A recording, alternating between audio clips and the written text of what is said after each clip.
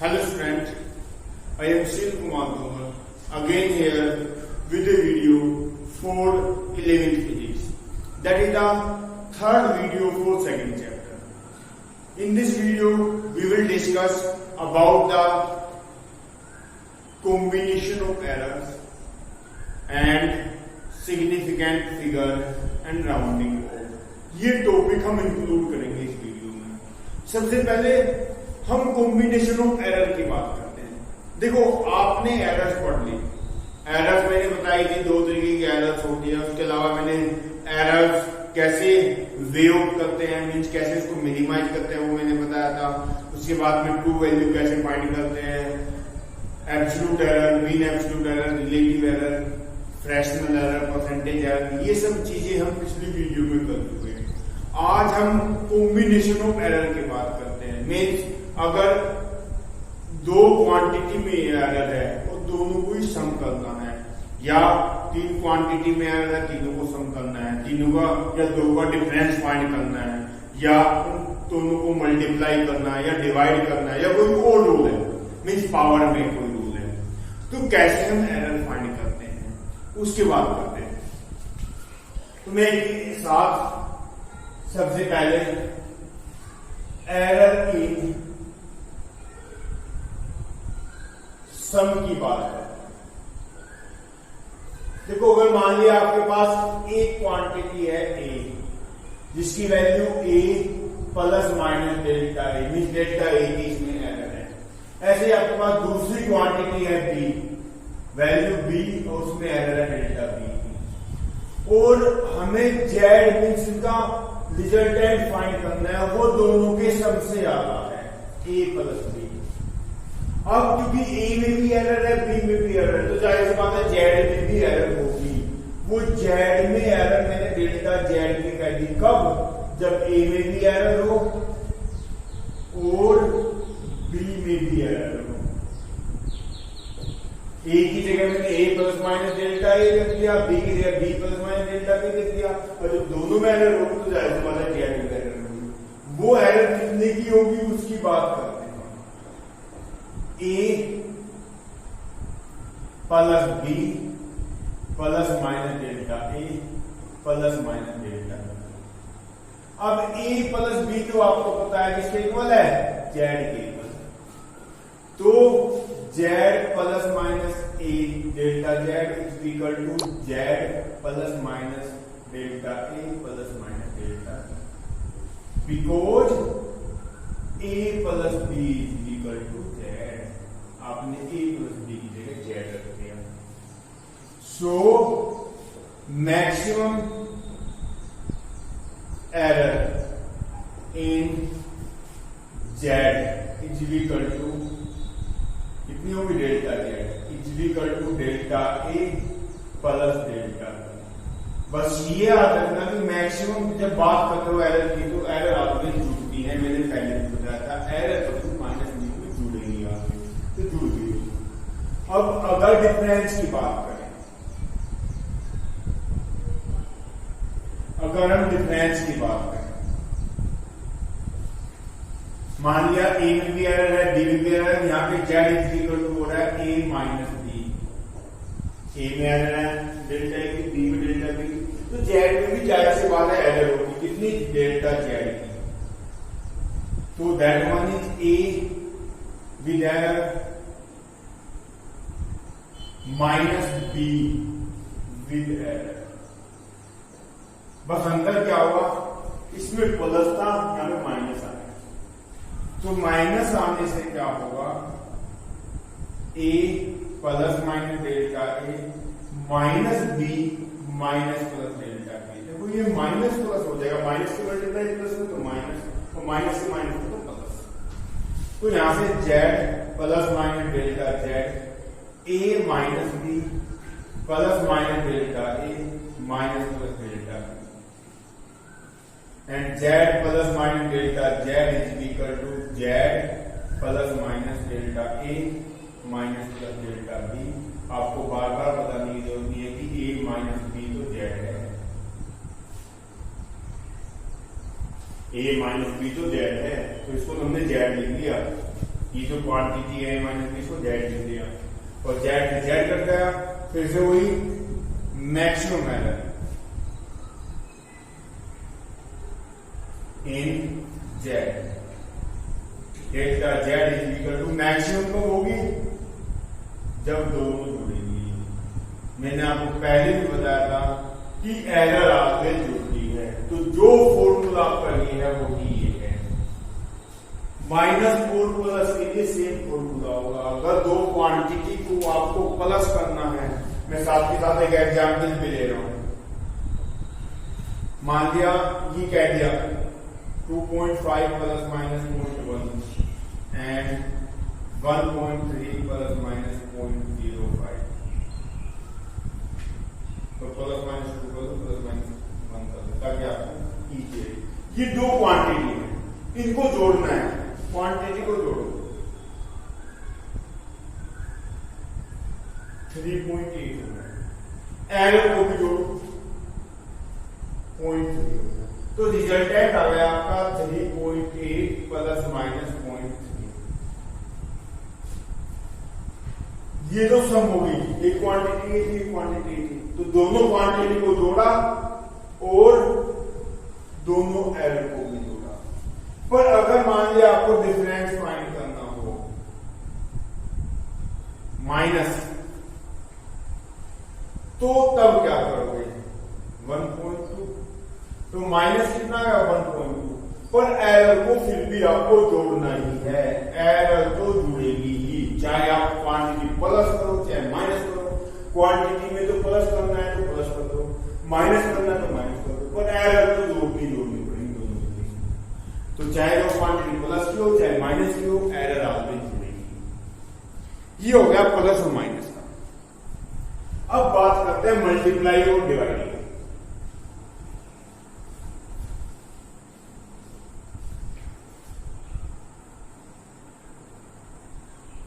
छोटे छोटे टॉपिक है, बहुत इजी है। अब मल्टीप्लाई और डिवाइड की बात करते हैं।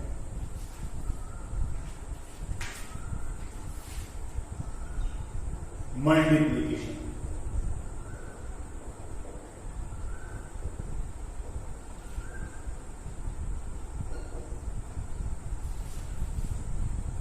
वही ए में भी एरर,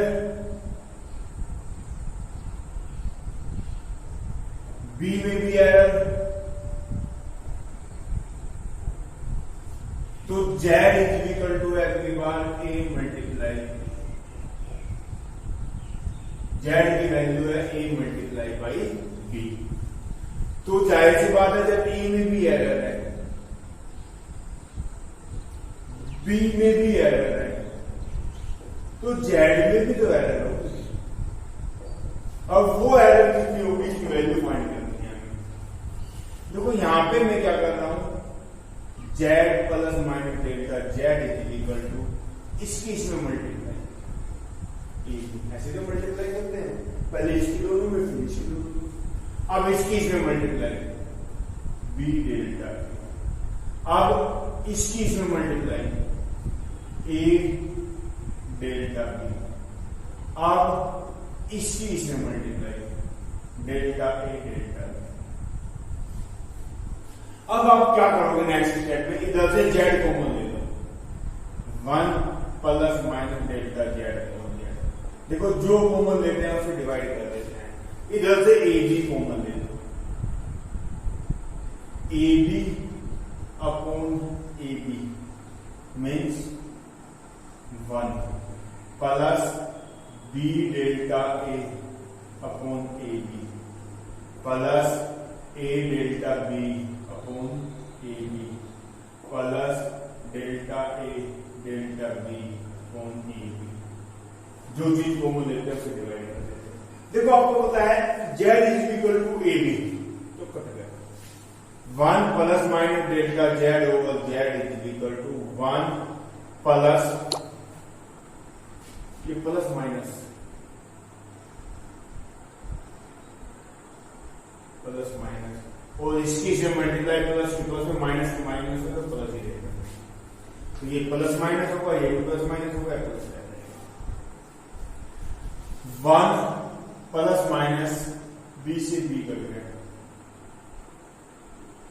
देखो ये ए से ए मत काटना क्योंकि ये एरर है और ये एक खुद क्वांटिटी है, ये एरर है इसकी और ये खुद क्वांटिटी है, तो delta A means error upon quantity, that is the called relative error. Relative error ये होती है error upon quantity.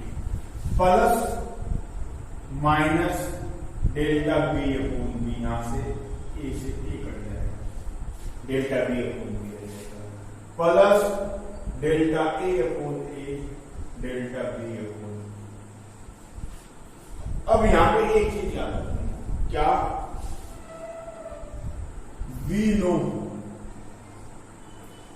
Delta A upon A is less than, बहुत छोटी क्वांटिटी होती है, एरर क्वांटिटी बहुत छोटी होती है। अभी मैंने क्वांटिटी 2.5 प्लस माइनस 0.2, तो क्वांटिटी 2.5 एरर 0.2, तो छोटी क्वांटिटी है।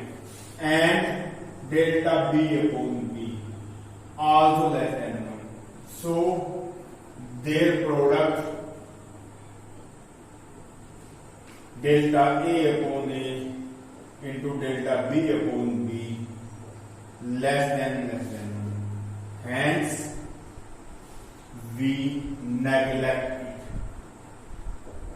हम इसको छोड़ देंगे क्योंकि ये क्वांटिटी 1 से बहुत ज्यादा छोटी है, तो इसको हमने छोड़ दिया। तो हमारे पास क्या था, delta Z upon Z is equal to delta A upon A plus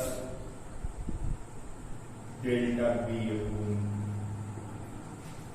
अगर ये मैक्सिमम है, maximum relative error in Z, ये रिलेटिव एरर है, तो ये आपकी maximum relative error in Z. अगर परसेंटेज दे तो 100 से मल्टीप्लाई कर दो, इधर भी इधर, तो परसेंटेज एरर मीन्स अगर मैक्सिमम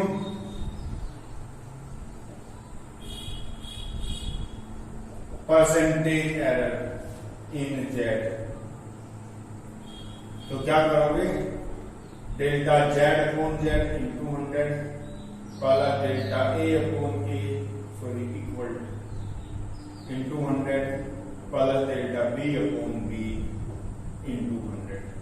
परसेंटेज आ जाएगा, एक में 100 की मल्टीप्लाई, इधर भी 100 इधर भी 100 की मल्टीप्लाई करो तो ये आ जाएगा, दोनों साइड में सेम मल्टीप्लाई करते तो कोई फर्क नहीं पड़ता है, तो ये परसेंटेज एरर आ जाएगी। और अगर कहीं कि खाली डेल्टा जेड ही फाइंड करना है तो Z delta A upon A plus delta B upon, तो डेल्टा जेड में जेड की एरर ही फाइंड करनी है तो जेड की मल्टीप्लाई करो, जेड आप ऐसे फाइंड कर दोगे ए और बी से, ए और बी की मल्टीप्लाई करो जेड फाइंड हो जाएगा। डेल्टा ए की एरर को ए से डिवाइड कर दो प्लस डेल्टा बी की एरर को बी से डिवाइड कर दो, उसमें जेड की मल्टीप्लाई करो तो डेल्टा जेड आ जाएगा। ये आपकी प्लस मल्टीप्लाई की बात होगी। देखो मैंने यहाँ पे ये प्लस माइनस है, माइनस प्लस कुछ भी है, यहाँ पे प्लस माइनस ये थे, तो मैक्सिमम की बात करूंगा तो जुड़ जाएगी, मेरे बताया एरर जुड़ जाएगी, माइनस मतलब कोई फर्क नहीं पड़ेगा, एरर जुड़ जाएगी। अब बात करते हैं क्विटेंट, मीन्स डिवाइड ऑफ एरर्स। अगर एरर्स को हम डिवाइड करते हैं तो क्या होगा, वही अब की बात जेड इक्वल टू क्या हो जाएगा, ए अपॉन बी। अब आपको पता है कि ए में भी एरर है, बी में भी एरर है, तो जाहिर सी बात है जेड में भी एरर होगी।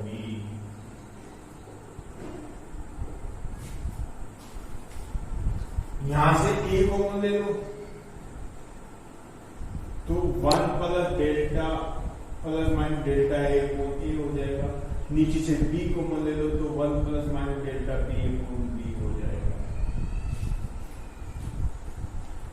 यहां से जेड कॉमन ले लो तो 1 plus minus delta Z upon Z is equal to A upon B and 1 plus minus delta A upon A upon 1 plus minus delta B upon B, A upon B ले लेते हैं। अगर आपको पता है ए अपॉन बी जेड के equal है, तो ये हो गया 1 plus minus delta Z upon Z is equal to 1 plus minus delta A upon A multiply with 1 plus minus delta B upon B. ऊपर जाएगा तो पावर माइनस 1 हो जाएगी इसकी, नीचे प्लस 1 है, ऊपर जाएगा तो माइनस 1 हो जाएगी। क्योंकि बेटा अगर आप इसको इससे डिवाइड करो तो नीचे 2 टर्म्स है, 2 टर्म्स को डिवाइड करना हमारे पास कोई फॉर्मूला नहीं है, तो हम इसको ऊपर ले जाएंगे। अब यूजिंग बायनोमियल एक्सटेंशन, ये आपको याद रखना है, अलजेब्रा में आता है यूजिंग बायनोमियल एक्सटेंशन। तो एक दो जगह और यूज करेंगे हम 11वीं फिजिक्स में। एंड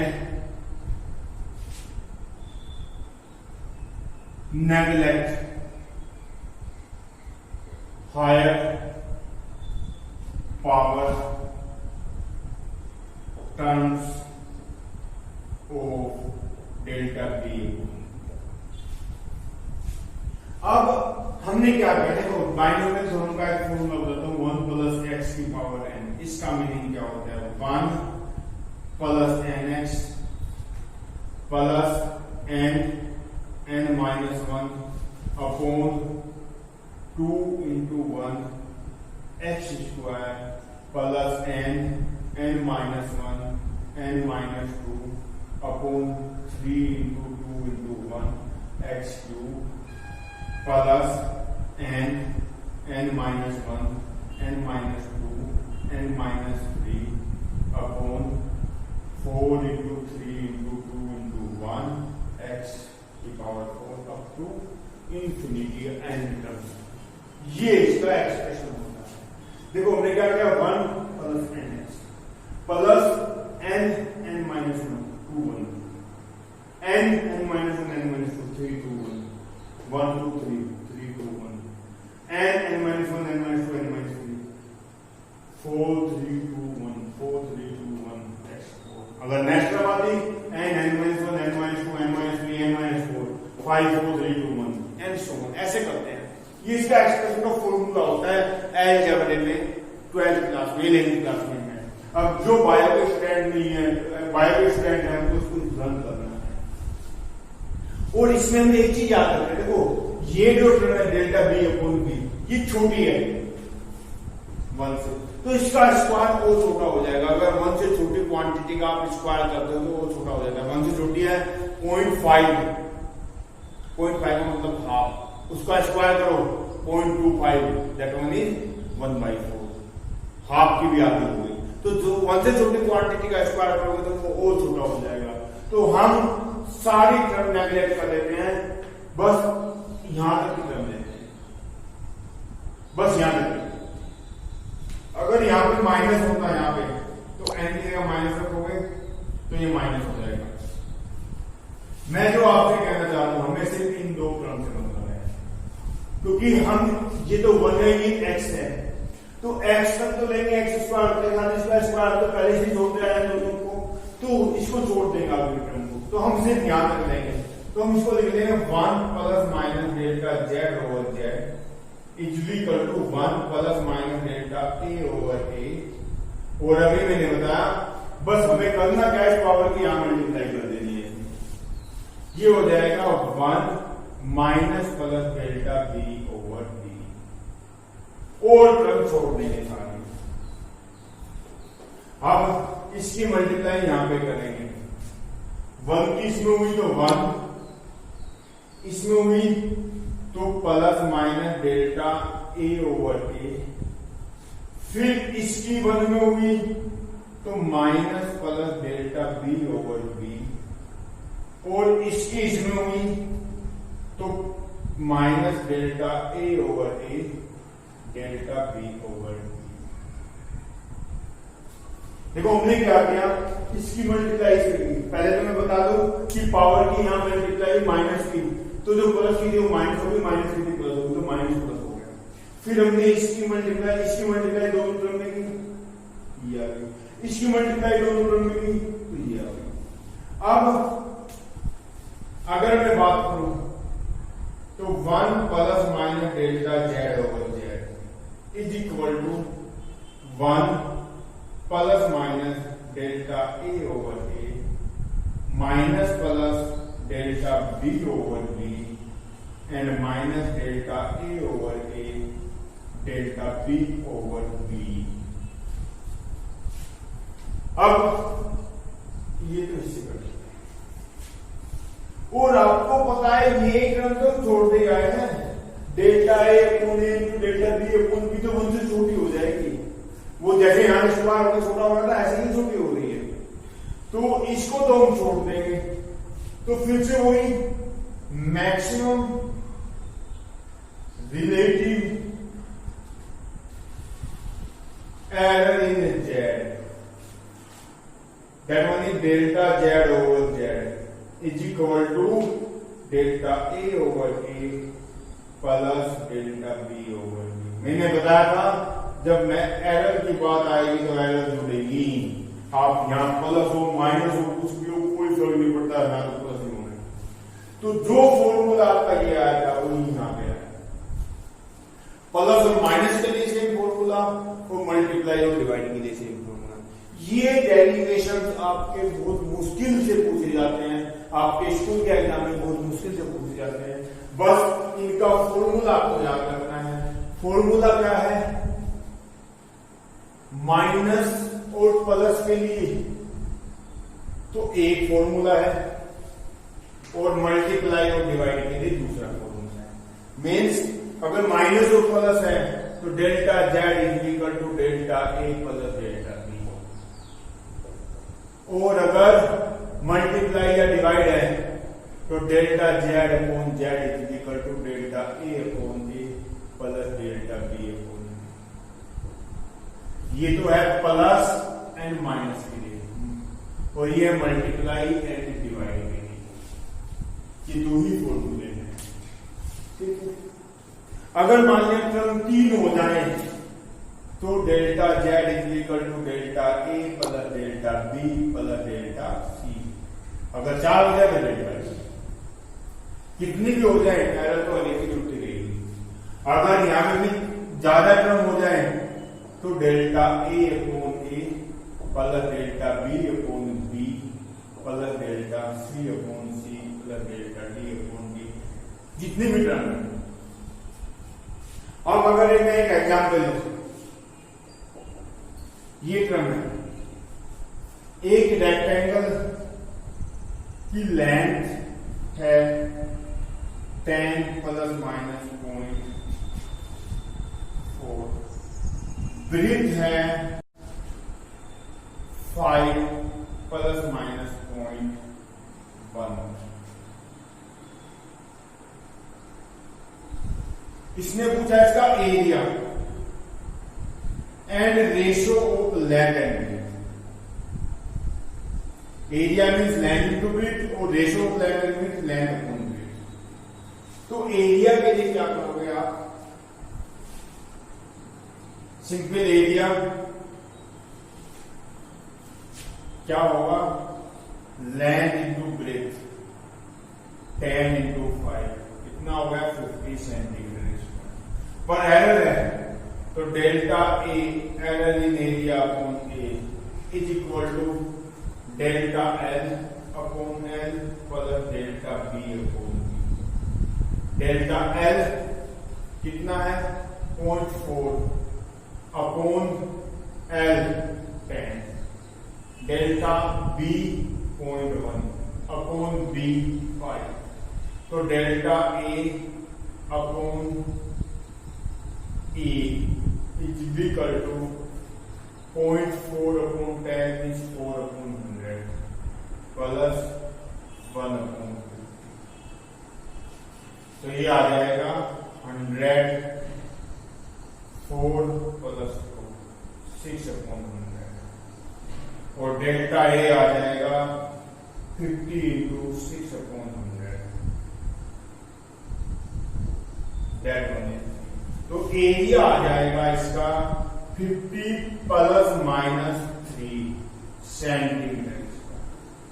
आप इसको सोल्व कर सकते हैं। ये आपका एरिया है। देखो एरिया लेंथ टू विड्थ होता है, दोनों की मल्टीप्लाई की तो सिंपल एरिया आ गया। पर क्योंकि लेंथ भी एरर है, विड्थ भी एरर है, तो जाहिर सी बात है एरिया में भी एरर होगी। वो एरिया में एरर हमने ऐसे फाइंड करनी, delta A upon A equal to delta L upon L plus delta B upon B.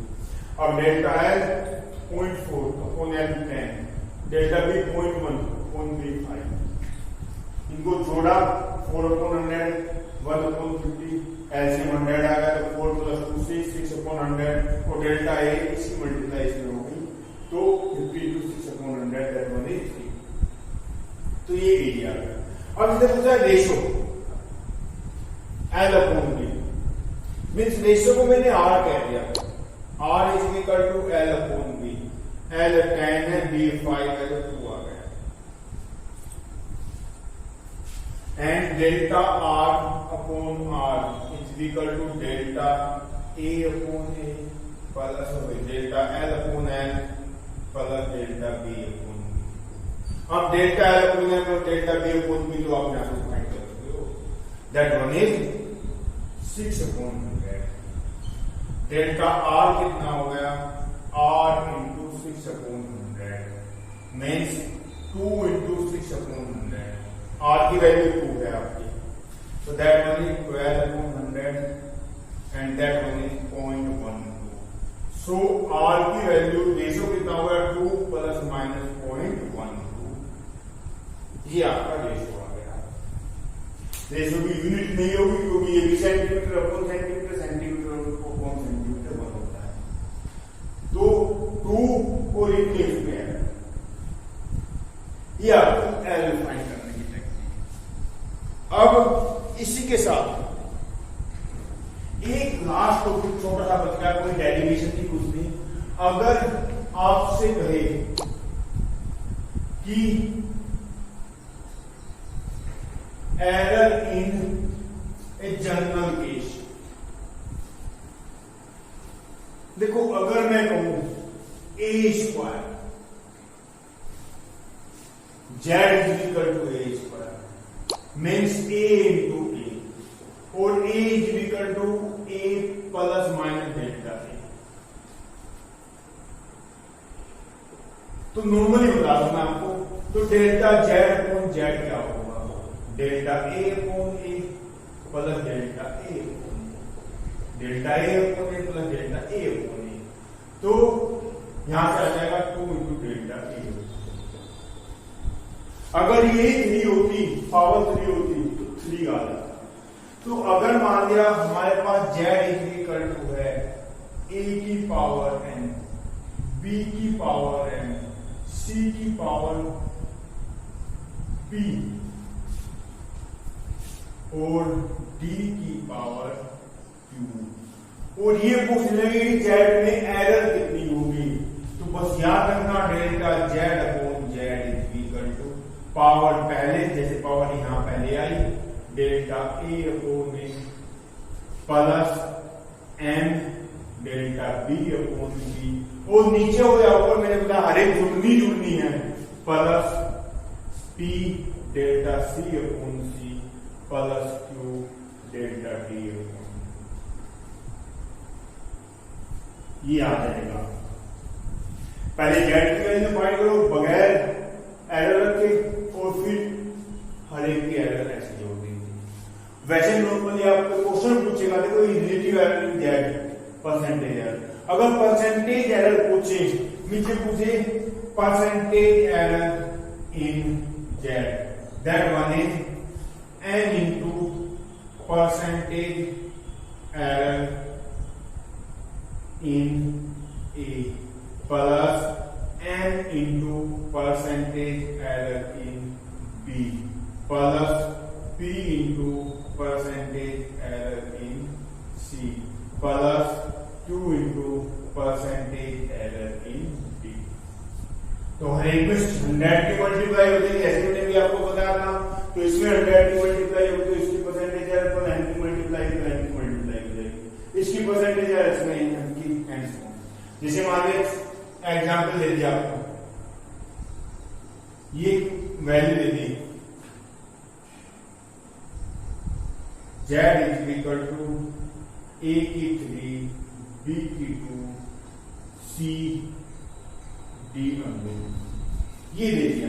और इसने कह दिया ए में जो एरर है 1%, बी में जो एरर है 2%, सी में एरर है 3% एंड डी में एरर है 4%। और आपसे पूछ लिया कि जेड में कितने परसेंट की एरर होगी। बहुत easy question, percentage error in Z, Z में कितने परसेंट की, तो ए की पावर 3 है और ए में कितने परसेंट की एरर है 1%, 3 into percentage error plus B की पावर 2 है, बी में कितने परसेंट की एरर 2%, प्लस सी की पावर 1 है और कितने परसेंट की एरर है 3%, प्लस डी की पावर 1/2 का मतलब 1/2 पावर और कितने परसेंट की एरर है 4%। तो ये आपकी कितने परसेंट एरर आ गई। बहुत इजी क्वेश्चन आते हैं। अब 3 into 1 3, 2 into 2 4, 1 into 3 3 and 1/2 into 4 2, 3 plus 4 7 plus 3 10 plus 2 12। तो कितने परसेंट के एरर आ गई जेड में 12%। इस टाइप का क्वेश्चन पूछे जाते हैं। We will discuss about the significant figure. What is significant?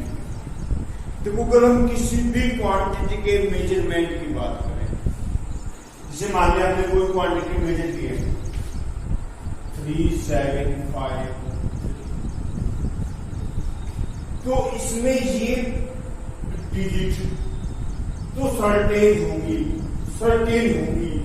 पर ये डिजिट अनसर्टेन होगी। अनसर्टेन क्यों होगी? क्योंकि जो भी आप मेजरिंग इंस्ट्रूमेंट ले रहे हैं उसकी आपकी एक लीस्ट काउंट होती है। ये लीस्ट काउंट अगर कोई ऐसा इंस्ट्रूमेंट ले लो जिसकी लीस्ट काउंट इससे कम हो तो यहाँ पे तो क्वांटिटीज के साथ ऐड हो सकता है 3 के बाद में 0.5 और हो पर आपने 3 लिया, या 0.4 हो क्योंकि आपका तो इंस्ट्रूमेंट 3 तक की वैल्यू मेजर कर रहा है, पॉइंट वैल्यू मेजर ही नहीं कर पा रहा है। तो इसमें हो सकता है कुछ ज्यादा भी हो कुछ कम भी हो। तो ये क्वांटिटी आपकी अनसर्टेन होगी। मीन कोई भी मेजरमेंट लो, अगर मान लिया उसमें n डिजिट्स हैं तो n-1 पहली n-1 डिजिट तो सर्टेन होगी, 100% वही होगी, पर लास्ट वाले डिजिट अनसर्टेन होती है due to the least count of measuring instrument. तो significant figure is the combination of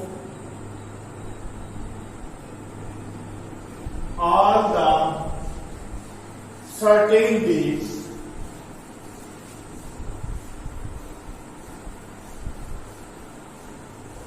and one uncertain digit is called significant figure. Mean सारी सर्टेन डिजिट और एक अनसर्टेन डिजिट ये सब मिलकर सिग्निफिकेंट फिगर होते हैं। जैसे मान लिया क्वांटिटी लिखी 4 सिग्निफिकेंट फिगर होते हैं। अब ये जो सिग्निफिकेंट फिगर की डेफिनेशन होगी, पर सिग्निफिकेंट फिगर में ऑलवेज क्वेश्चन आएगा कि कुछ क्वांटिटी लिख देंगे, पूछ देंगे इसमें सिग्निफिकेंट फिगर कितनी है।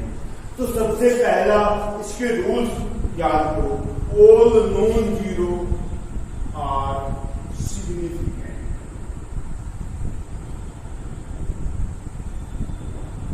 जितनी भी नॉन जीरो क्वांटिटी है सारे सिग्निफिकेंट है। साथ के साथ मैं एग्जाम्पल भी लेके चलूंगा 3 2 5 8 7 3 1 2 3 4 5 6 significant figure, 2 8 7 3 4 significant figure, 1 2 2 significant figure. Non zero सारे सिग्निफिकेंट है। अब बात नहीं जीरो की, वो कब सिग्निफिकेंट है कब नहीं सिग्निफिकेंट है, वही सारे रूल हैं आपके पास। ये जीरो के लिए है सारे रूल। अब जीरो कब सिग्निफिकेंट है? Zero between non zero digits are significant. Means फिर एग्जाम्पल 3 2 0 0.07803 नॉन जीरो के बीच में होगी, नॉन जीरो के बीच में होगी तो सिग्निफिकेंट है। 1 2 3 4 5 6 7 8 significant. 9.00732 6 significant. 283.001 again 6 significant. Non zero के बीच में अगर हो जाएगी तो सिग्निफिकेंट हो जाएगी 0013 तो भी सिग्निफिकेंट है। नॉन जीरो के बीच में आगे तो सिग्निफिकेंट है। डेसिमल है नहीं है उससे कोई मतलब नहीं है। तो जीरो का नॉन जीरो के बीच में है, उसके इधर भी नॉन जीरो है, उसके इधर भी नॉन जीरो है, तो सिग्निफिकेंट हो गई। आप नॉन की सिग्निफिकेंट लगा दो। But trailing zero without decimal are not significant.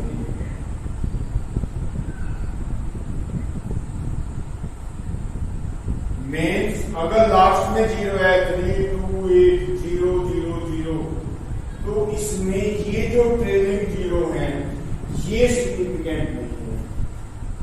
287000 28700 बल्कि 2874004 significant. 328570 significant.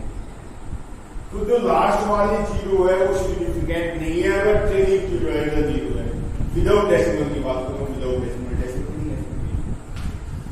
Fourth, trailing zero without decimal open measurement. अगर किसी मेजरमेंट की वैल्यू है तो फिर सिग्निफिकेंट है और सिग्निफिकेंट। अगर ये किसी मेजरमेंट की वैल्यू है, मतलब जैसे मान लिया 3287000 मीटर लिख दिया, मेजरमेंट होगा ना मीटर, तो ये 7 सिग्निफिकेंट फिगर है। बस यहां अगर कोई ऐसा यूनिट लिख रही है तो इसका मतलब सिग्निफिकेंट है। 2870000 kg अगेन 7। अगर ये किसी मेजरमेंट की है तो सिग्निफिकेंट है। 2500320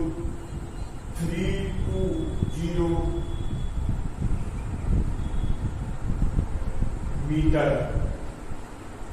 अब इसको देखो 1 2 3 4 5 6 पर ये भी सिग्निफिकेंट है क्योंकि मीटर लिखा हुआ है, तो इसमें भी 7 सिग्निफिकेंट है। ये तो नॉन जीरो के बीच में आ गई तो होनी थी, पर ये भी सिग्निफिकेंट होगी। क्यों? क्योंकि आगे मीटर लिख दिया मेजरमेंट। अब ट्रेलिंग जीरो की डेसिमल आर सिग्निफिकेंट। अगर डेसिमल के साथ है तो फिर तो सिग्निफिकेंट होगी। जैसे मान लीजिए मैं एग्जाम्पल दे दूं 328.0000 तो that one is 7 significant. Decimal के राइट में है तो सिग्निफिकेंट है। 28.3200 6 सिग्निफिकेंट, क्योंकि डेसिमल के राइट में है, बिल्कुल राइट में है तो सिग्निफिकेंट है। डेसिमल के भी राइट में है और नॉन जीरो के भी राइट में तो सिग्निफिकेंट है। 2.007300 ये तो नॉन जीरो के बीच में हो गई तो है, और ये भी है कि डेसिमल के राइट में हो गई और नॉन जीरो के भी राइट में हो गई, तो दैट वन इज 7। अब उसके बाद में a number less than 1 and 0 between decimal and non-zero are not significant.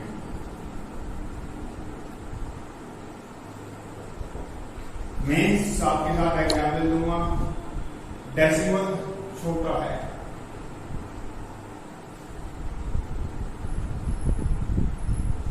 तो ये जो जीरो है डेसिमल के तो राइट में और नॉन जीरो के लेफ्ट में है तो सिग्निफिकेंट है। डेसिमल के नॉन जीरो दोनों के राइट में हो जाते तो सिग्निफिकेंट हो जाते 3 सिग्निफिकेंट।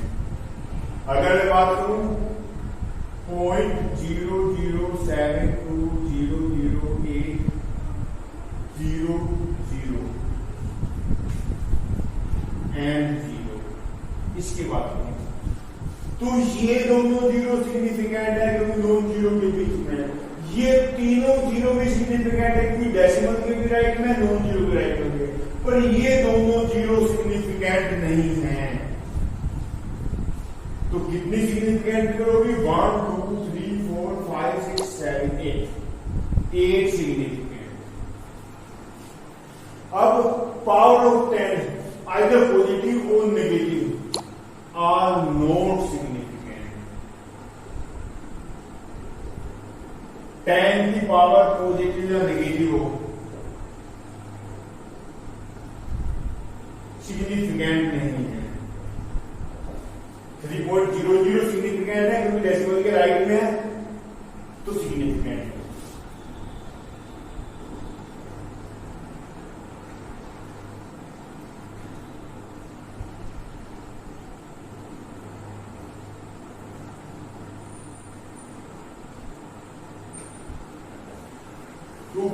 ये जीरो सिग्निफिकेंट है क्योंकि डेसिमल के राइट में है, पर 10 की पावर 9 में भी सिग्निफिकेंट है। मैंने कहा 10 की पावर कभी सिग्निफिकेंट नहीं है, तो 3 सिग्निफिकेंट है, उसमें 4 सिग्निफिकेंट है।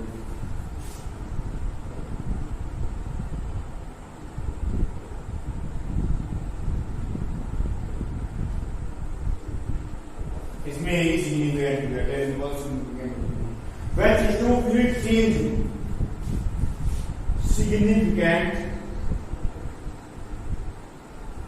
figures are not changed. System of unit change हो जाओ तो सिग्निफिकेंट फिगर चेंज नहीं होते। देखो एग्जाम्पल दूंगा, ये वैल्यू है,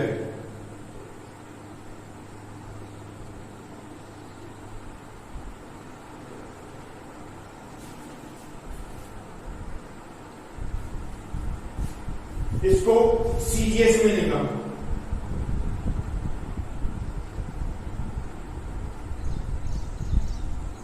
सेंटीमीटर में, इसको मिलीमीटर में लिखा,